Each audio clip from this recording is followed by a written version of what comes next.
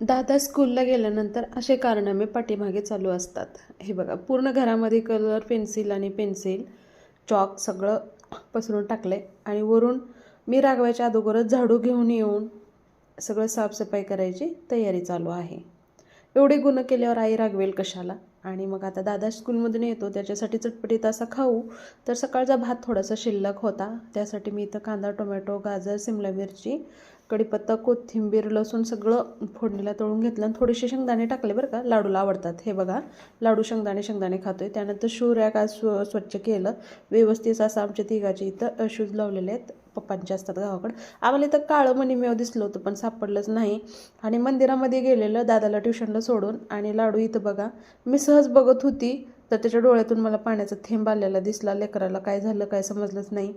घरी आले संध्याकाळचं, मग खाऊन पिऊन झालं आणि किचनची क्लिनिंग केली. आणि आम्ही संध्याकाळी काय खाल्लं हे मोठ्या ब्लॉगमध्ये येणारच आहे, तुम्ही तिकडं पाहू शकता.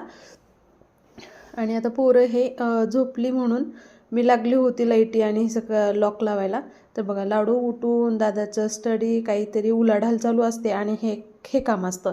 ह्यासाठीच मी दादाचे सेकंडचे सगळ्या नोटबुक ठेवलेले आहेत आणि बुक पण ठेवलेले आहेत लाडूसाठी. तर लाडू असे कारनामे करत बसतो. 1-2 शब्द जरी शिकला तो वर्ष 6 महिन्यात तर ठीक आहे, भरपूर झालं.